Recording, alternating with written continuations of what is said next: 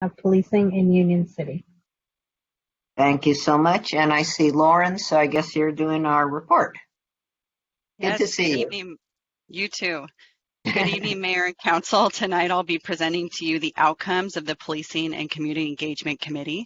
At the end of the presentation, staff will ask the City Council to consider the adoption of a resolution accepting the committee's recommendations for transformation for policing in Union City and to approve next steps. Next slide. So a little bit of background of where we started. I'm going to start with the big picture. The death of George Floyd took place on May 25th, and that, along with other high-profile police shootings of Black people, sparked protests and demonstrations nationally and across the globe. Since then, the country really has been grappling with a conversation over racial injustice. And of course, all you have to do is turn on your TV screens to be a part of those conversations and news reports every single day. Next slide. To bring it down locally, our initial steps was that the city condemned the death of George Floyd. So the mayor put out a statement condemning the death. The police chief did the same. We also held a virtual town hall. The UCPD established a website to address community inquiries. As you may remember, there were a flood of inquiries coming in regarding the 8 Can't Wait campaign. So a lot of responses to those questions that came up were documented on the UCPD webpage. The mayor also signed the Obama Foundation's Commit to Action pledge. Next slide. And just a brief review of what the Commit to Action pledge says. So it's just 4 areas that the city committed itself to. Number 1 is to review our police use of force policies. Number 2 is to engage our communities by including a diverse range of input, experiences, and stories for us to review and consider. Number 3 was to report the findings of review to your community and seek feedback. And number 4 is to reform the community's police, to reform your community's police use of force policy. Next slide. Upon the mayor signing the pledge, one of the next immediate actions that was taken was the city council approved the establishment of a committee to do just that, to engage the community. The committee consisted of city council members and the Human Relations Commission, and here I have all of their wonderful pictures up on the screen. Vice Mayor Duncan led the committee. Council member Pat Kokoskos was a member of the committee. And then from the HRC, we had Chair Melissa Schwinn-Mallory, Commissioner Jonathan Petty, and Commissioner Michelle Williams-Smith. Next slide. In terms of the committee scope, really kind of the step-by-step process that we took was, 1, to listen to the community. So for anybody that attended our meetings, you'll notice that we didn't do a lot of talking. We really listened to people.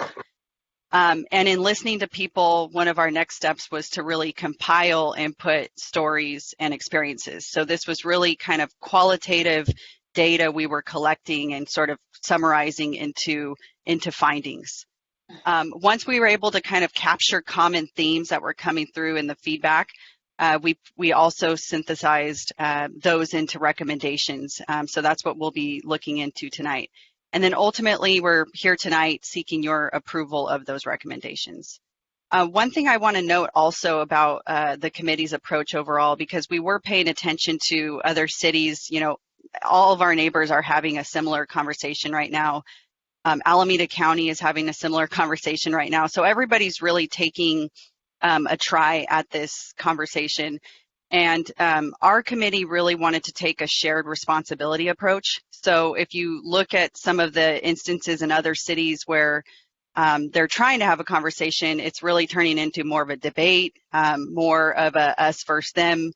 And so we really wanted to avoid that. Our goal was to really try to bring everybody to the table and listen to everybody, and therefore give everyone a role in the solution moving forward. Next slide.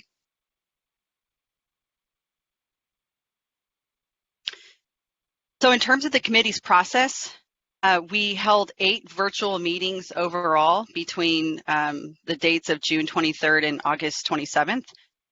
We streamed our meetings on Blue Jeans, and we also streamed them on Facebook Live. Most of our meetings in terms of format were listening sessions, so we invited speakers on, we listened, and then we provided feedback. Also, there was a little bit of research. So anytime anything interesting came in front of us, whether from a legislative standpoint or maybe a police best practice standpoint, we did our due diligence to research that and bring it to the committee. It's also worth noting that there were a few different opportunities for the public to provide feedback to us. So every time we promoted a meeting taking place, we would encourage that people sent in written feedback to us in case people were too nervous to come address the committee in person. It was a Brown Act meeting, so it was a public meeting.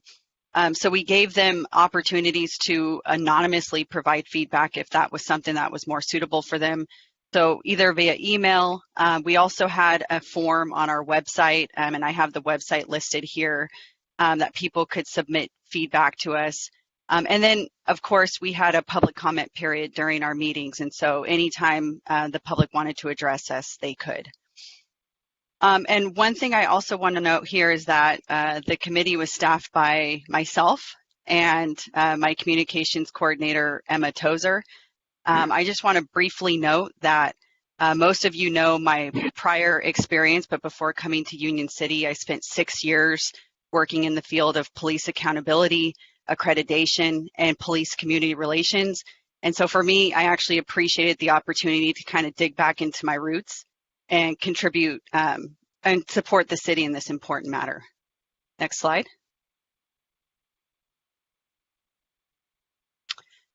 So in total, we heard from 15 community-based speakers. Those speakers covered faith-based leaders. We heard from educators and representatives of the New Haven Unified School District. We heard from a member of the Alameda County District Attorney's Office. We heard from a couple community-based organizations, some community advocates, so kind of people that are considered neighborhood leaders. And then importantly, we heard from the Union City Police Department. And really, we heard from every rank and file from the Union City Police Department, including the police chief himself. Next slide. So I'm going to get into findings. Before I get into findings, what I want to talk to you a little bit about is overall, the feedback that we received was of general satisfaction with the Union City Police Department. And I know a lot of you have received a lot of feedback from the community since the death of George Floyd, expressing positive feedback about the Union City Police Department. But for the sake of trying to improve and trying to address areas where we could transform, I'm going to go over sort of the concerns. So I don't want it to seem all negative. I just wanted to kind of explain to you that it was important our process addressed the areas of a concern. So starting with, this is a couple slides that'll cover sort of a theme, all the themes that we heard. And I'll just kind of run through them. Mistrust of police and inherent fear of police, particularly by youth, exists in our community. Community sentiment that the Union City Police Department should accept its history of poor community relations and past practices on racial profiling and use of force in order to bring closure to the community. Community perception that officers lack compassion. Unconscious bias in the community, including by police. And namely here, a lot of people reported to us kind of a perception that 911 is misused. And this was noted by several presenters that people tend to call 911 for unnecessary things that they see, activity that they see occurring on the streets. Next slide. In addition, we heard about a lack of community engagement by the Union City Police Department and police meeting, and really a lack of police meeting community where the community is.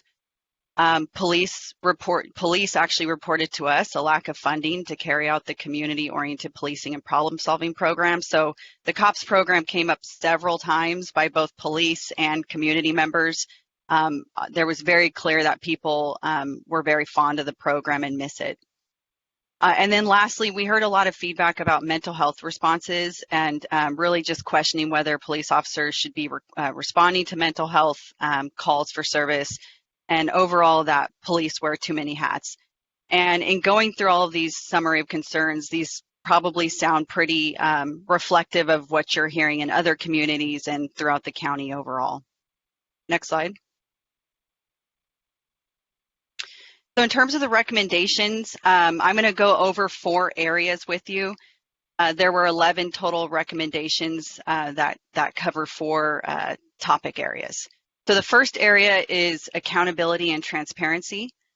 The first recommendation under accountability and transparency is to collaborate with federal, state, and local partners to implement a database for police officers that are terminated from other law enforcement agencies for unlawful behavior and/or department policy violations, including the development of a decertification process.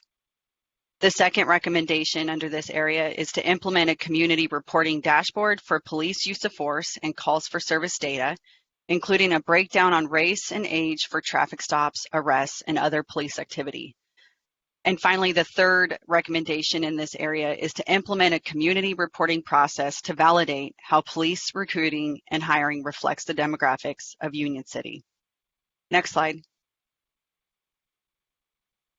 The second category is hiring and training. And the 3 recommendations under this section are to increase the frequency of implicit bias, diversity, cultural sensitivity, mental health, crisis intervention, and de-escalation training, and develop a community reporting process. Number 2, to partner with the Fremont Police Department to ensure racial sensitivity and awareness training for dispatchers. And number 3, recruit and hire police officers that reflect the demographics of Union City. Next slide. The third area is mental health and social services. And the 3 recommendations under this category are to develop new response standards for dispatchers for mental health and family disputes that involve social services, behavioral health, and other community resources. The second one is to expand the youth and family services model to include response to mental health, crisis support, and homelessness.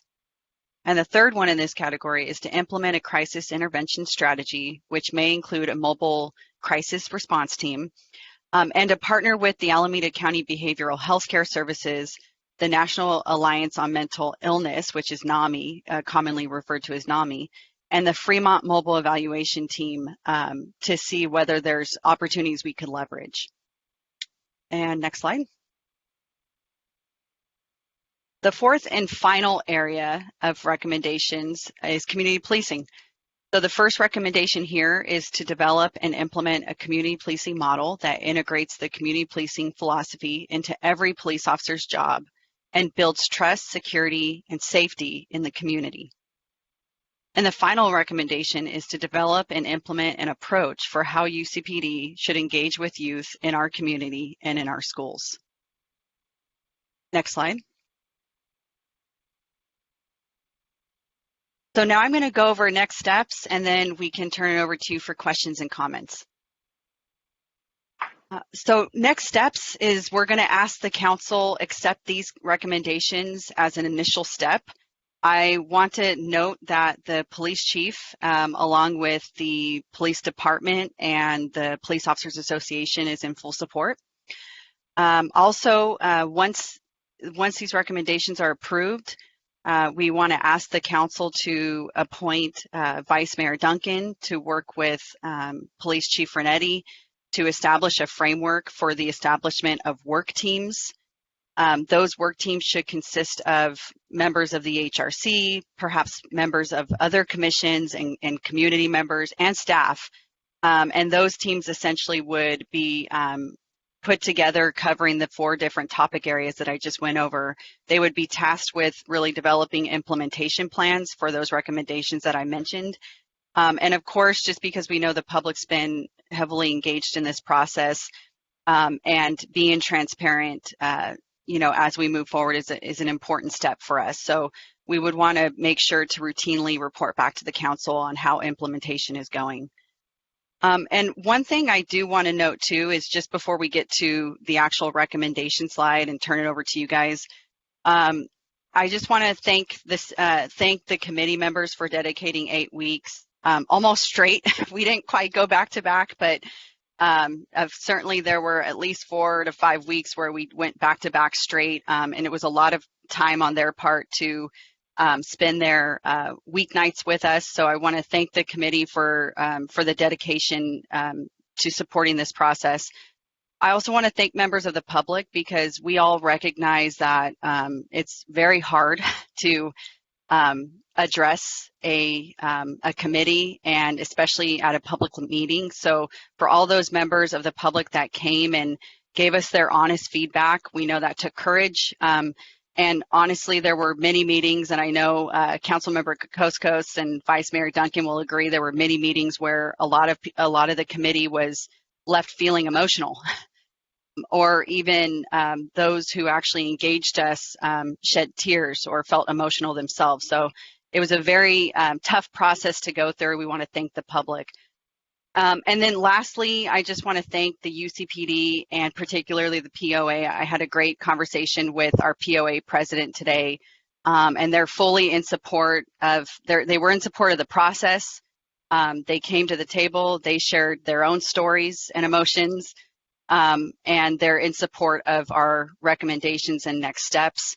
And I got to tell you, this is for 2 other agencies, and you just don't see things like that. So just want to recognize that our POA and our police department, we're very thankful for their support through this process and into the future. So with that said, why don't we go to the next slide, which is our recommendation slide, and then we'll turn it over to you, Council, for questions.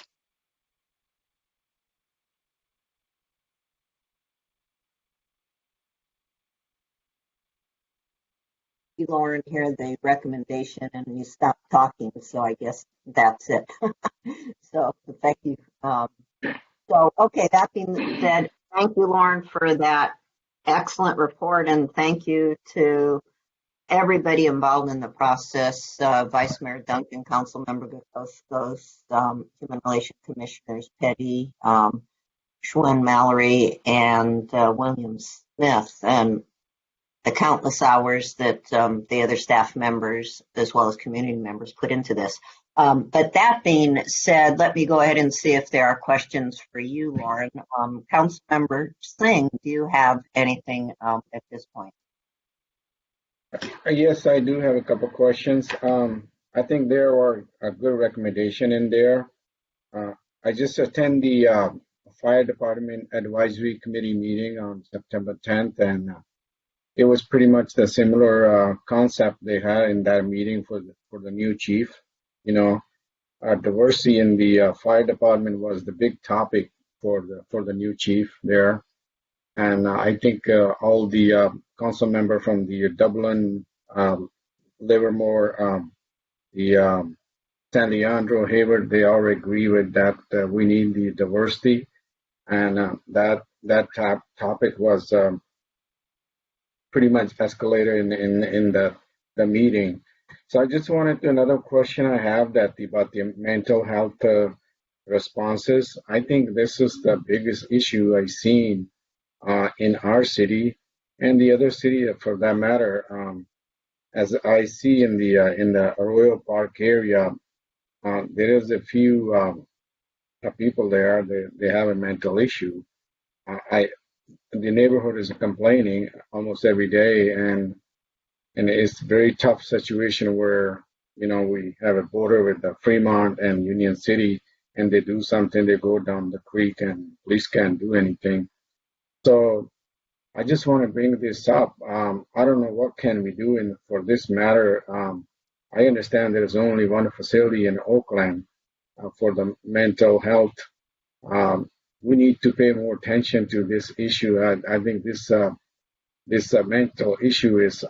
I heard almost about 20% of all these homeless, they are having some kind of a drug issue or mental issue. There's some kind of issues there, There, there are many reasons there. So this is the comment I want to make, that homeless is everywhere now. The bus shelters on Alvarado Miles, in the shopping center, they are laying down everywhere. And as a city council member, we need to tackle this problem, and this is a very serious issue.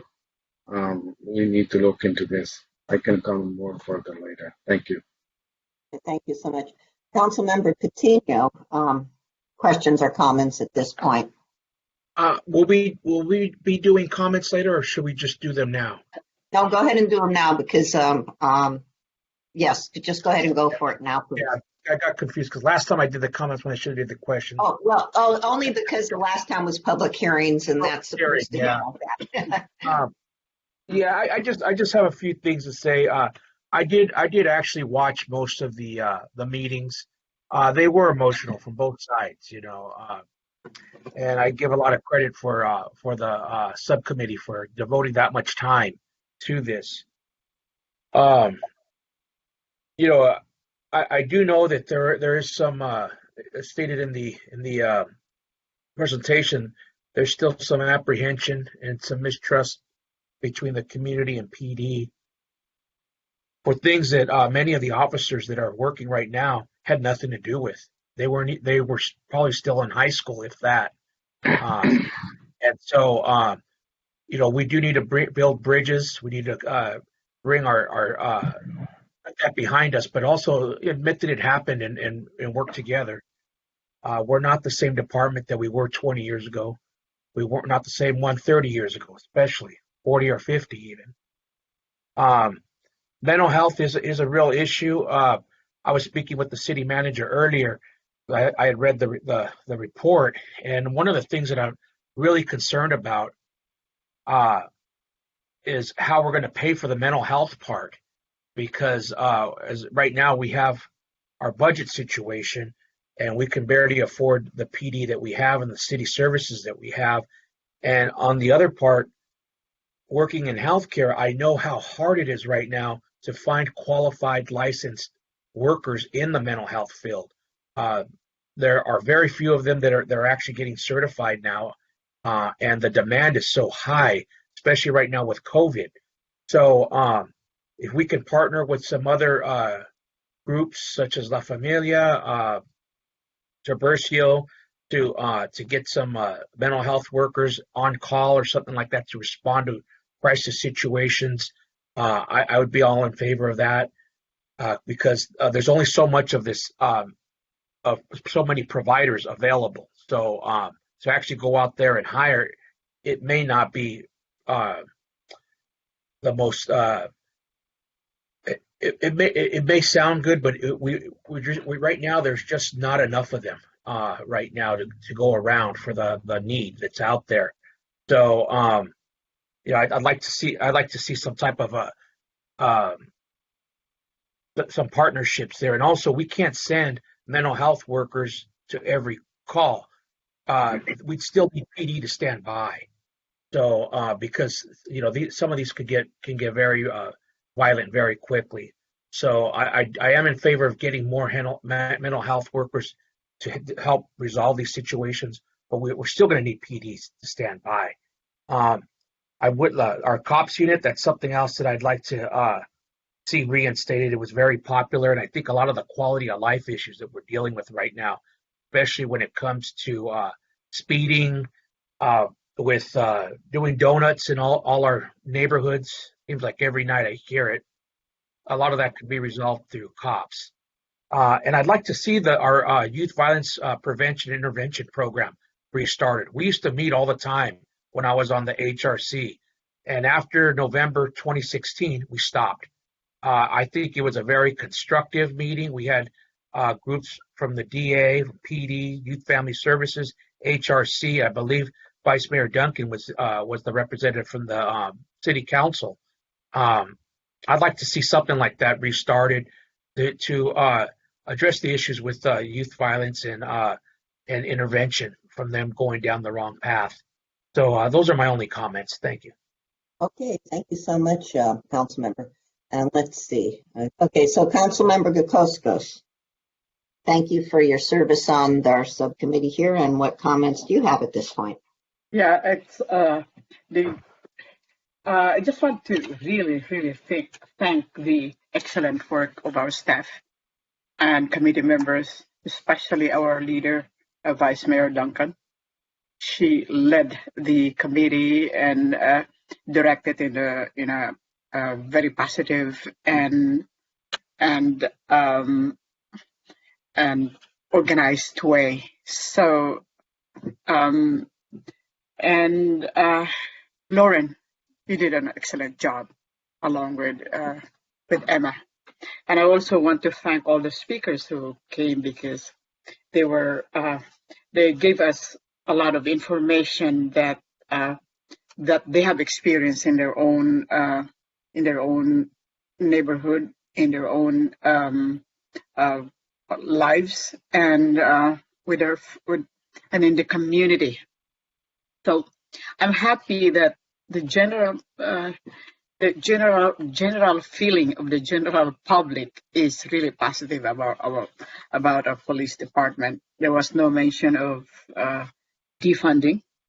I was concerned in the beginning that we will be listening to angry protests and presentations, but there were only a few, maybe 2 or 3 people who spoke negatively. But in the 8 weeks that we met, I consider the comments to be positive and educational and informative, so friendly, and even some offered to be of service to what we're having in the police department and in the city. So I think that's all. And Vice Mayor Duncan, thank you for your leadership. It was a good committee meetings because of the way you led it. And that's it. That's all, Mayor. So much, Councilmember. And Vice Mayor Duncan, your thoughts at this point in time? Well, if you have questions, that too.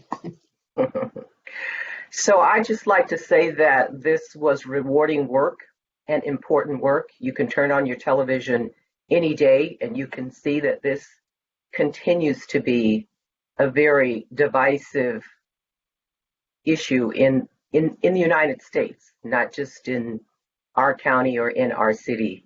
It is very important work. And I think that the community members that had the courage to come and talk with us and share with us their experiences are to be acknowledged and thanked. And there were a lot that would not come. There were a lot that felt like they couldn't trust us and they would not come and publicly express their concerns. So there's still a lot of people in our communities who have a lot of concern and a lot of issues, and they did not come forward. And I think that there were recommendations that some committee members made and wanted that didn't get in our final recommendations. But I think the committee worked hard to try to hear and understand where the community is. And what I would say is that this is a first step in a process. We're not done. There's a lot of work yet to be done. And I think that the overall message in this work is, while we have a group of very committed police officers in our city, there are always things we can do to be better. And I think the community stepped forward and said, there are things we'd like you to do differently, some things you'd like you to do better. And I think our police officers said, we agree, we can all get better and do better, and we want to. And so I would see this set of recommendations as the beginning of the work that we need to do to get better. And I think as we identify the work teams that need to continue this work, there's an opportunity for much more community engagement. And I think the more community members step forward, that means the more they trust us, the more they want to work with us, And I think it takes all of us to make Union City be the city we want it to be. It takes the community, it takes the council, it takes all of our commission, and it takes our police officers. They are a part of this community, and we have to do this together. And it was a great honor for me to work with this team to do this work, because this is work that I care deeply about.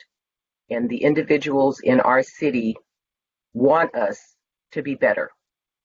So I don't have any questions, but I thank you for the opportunity to begin this process. And I know there's a lot of work left to be done. For all of your comments. My thoughts on this particular item are that, as we saw and heard, perception is reality. And we have to, as part of this process, correct those perceptions so that we are dealing with a true reality and what we want that reality to look like. So this important process is helping get us to that end. As far as the mental health component of this, I'd like to mention that mental health isn't unique, as we say, to just activities that have been involving the police department necessarily. In my conversations in our meeting we had around homelessness and coming up with Supervisor Vai, it was, I think I mentioned at the last council meeting, where Supervisor Vai, myself as mayor, and the Fremont mayor, folks from Fremont Homelessness, our department. In any case, we had this meeting to talk about the issues around homelessness. And of course, one of the big issues as well was mental health. So as I was hearing tonight about partnering, it made me think about the partnering we're talking about around homelessness. So in the area of mental health, I think that these are areas of overlap. That is, we're dealing with the call outs for the police department. Traditionally, where mental health issues are involved, it would be partnering with some of the same agencies that we need to partner with as we deal with our mental health homelessness issues. In terms of the teams that are going to be created, as it talked about, the makeup being the human relation commissioners, community staff. I don't know if it was envisioned, but I certainly want to remind folks we do have our youth commission. And since so many of the issues around the police department and fears do revolve around youth, I think it's important that we get the youth commission involved in this process as well. In any case, there was a lot of ground covered, and I think, as the vice mayor said, as people see that we're serious about this, that they'll start to trust more and then come forward with their issues so that we can make this something even better than we're envisioning, because we get more input in areas that might not have been talked about. So in any case, that being said, I do believe we need a motion to accept the recommendation and take the next steps. So if somebody would like to make that motion, I'll be happy to accept it. Okay, I'll make that motion, Mayor. I make the Madam motion to. Mayor, this is Anna. Oh, yes, Anna. Were there members of the public who wanted to speak on this? I believe this is one of the items that was pulled by David Watley. Anna, thank you so much for reminding me. I was thinking about that a while ago, but as I started to focus on the meeting, I overlooked that, so I do apologize. Yes, Pat, hold that thought. I'll come back to you for the motion after we hear from David Watley. Okay. Okay. There, Kyle, could you promote him, please? Yeah, Madam Mayor, we have David Watley and 3 others that would like to speak on this as well. Okay, perfect. Thank you. David plus 3. Okay, go right ahead then, Kyle. All right. I'm going to unmute David Watley, and his 3 minutes will begin now. Thank you. Well, I just wanted to start off by saying I just wanted to thank Council Member Duncan and Gay Koskos for their leadership on this, and also to Lauren and to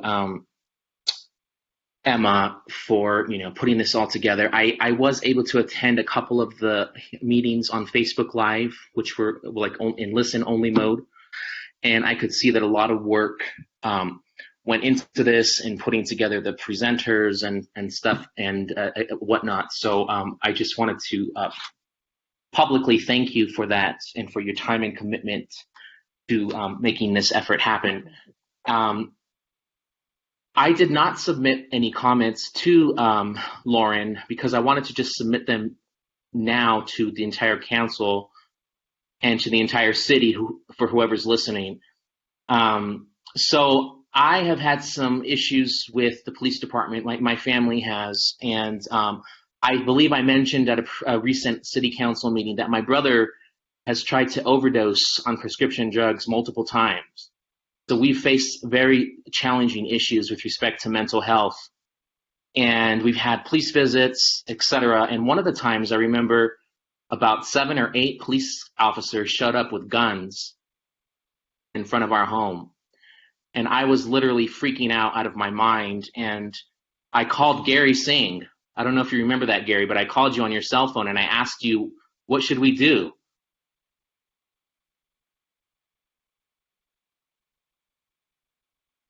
Excuse me, just 1 second. Are you asking my answer? No, I just need to gather my thoughts. I'm sorry. Okay. So, having 7 police officers show up with guns drawn, ready to be drawn, and enter the home, and this is all related to mental health.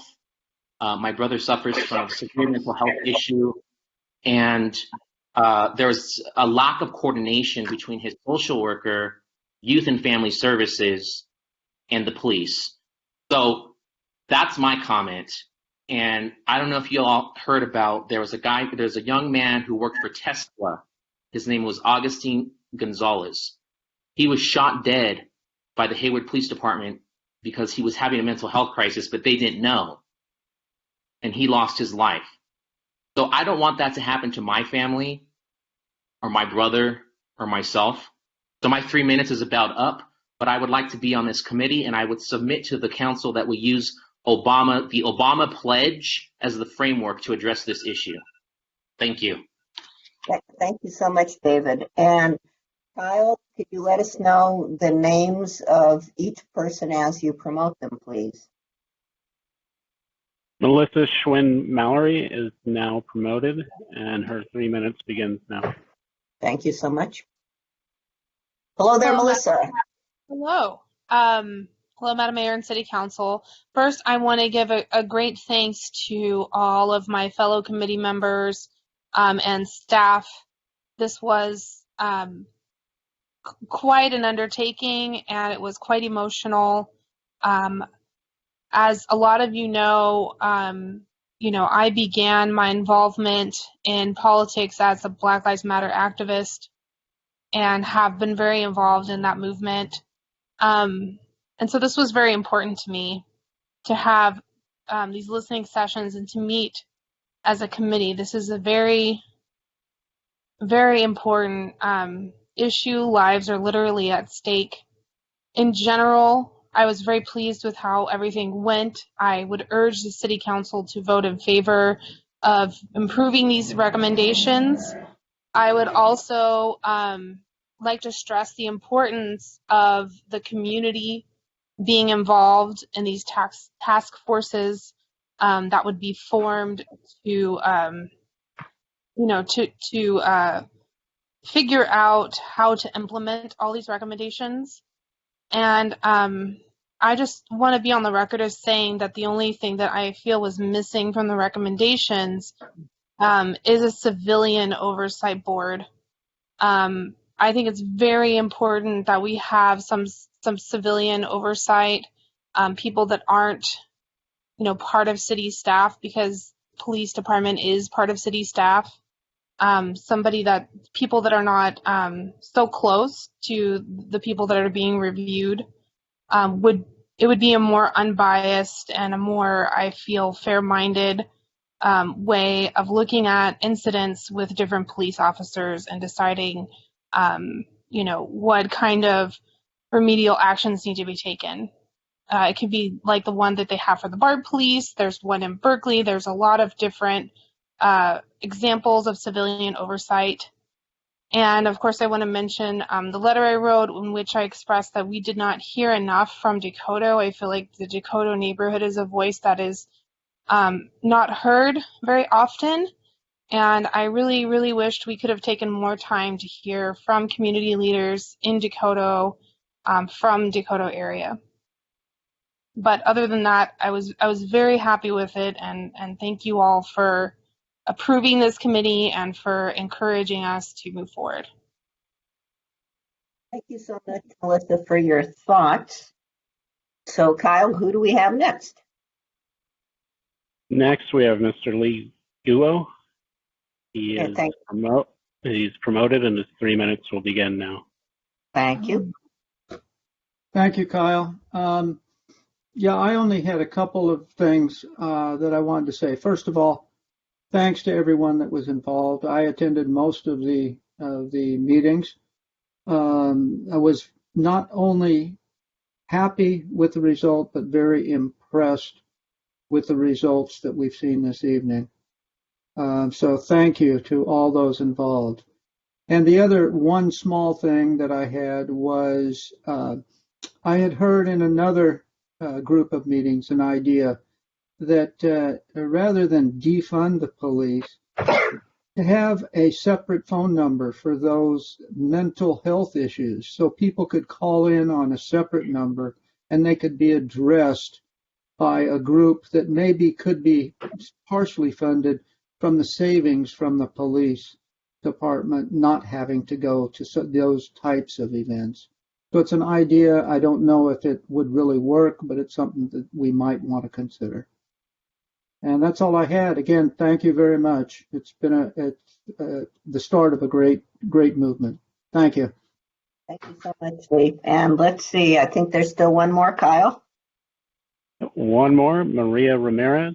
She is promoted, and her 3 minutes will begin now. Thank you so much. Hello there, Maria. Hey there. Well, God, this issue goes back my lifetime and into my mother's. This whole policing.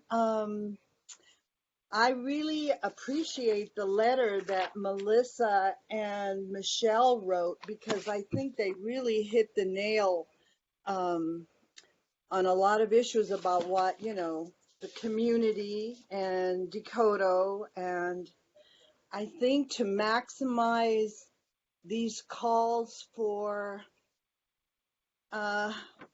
justice and to combat the double standard of justice that has been going on for,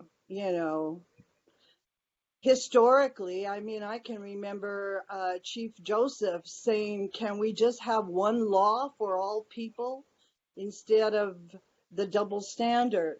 So the idea of a civilian community oversight, I think we need to really look at that again, open it up. We had it before. What didn't work? What could work? People want to erase the racial disparities. And I believe that if the, don't rely only on the community speaking up because, historically we haven't been listened to, but look at the systemic racism. How do your policies and practices and procedures perpetuate racial disparities in giving tickets, in sentencing, in so many areas of the justice system? And that I was hoping to hear you own up. You, Carol, as mayor, with the history, in Dakota, and with the police chief saying, we know it exists. We're going to look at it, and the racial disparities we will address. I'm just thinking right before this topic, you were talking about marijuana, and I've been to the shops, and I'm thinking back to my youth when it was so criminalized. I mean, young people were sent away to jail for long periods of time. And yet I remember our aunties, our grandmothers, they knew how to use the marijuana and alcohol for arthritis, for other, we knew it wasn't as bad as it was made out, but we were criminalized back then. So I wish in some way, we had reparations for all the. Maria, your 3 minutes have expired. Okay, thank you so much for your comments, Maria. And we're out of speakers, correct, Kyle? Correct. Okay, just verifying that. Okay, let's continue where we left off then. Councilmember Gakoskas, you were starting to make a motion. Yeah, okay. I make a motion to accept the Policing and Community Engagement Committee's recommendations, including next steps. Then the second one is to appoint Vice Mayor Emily Duncan to work with the Police Chief Jared Renetti to develop a framework for the establishment of work teams that would be made up of members of the Human Relations Commission, the community, and staff. Thank you so much. And is there a second to that motion? A second. All right, there's been a motion by Councilmember Gakoskas, seconded by Councilmember Singh. And Anna, roll call, please. Councilmember Gakoskas, Aye. Councilmember Patino, Aye. Councilmember Singh, Aye. Vice Mayor Duncan,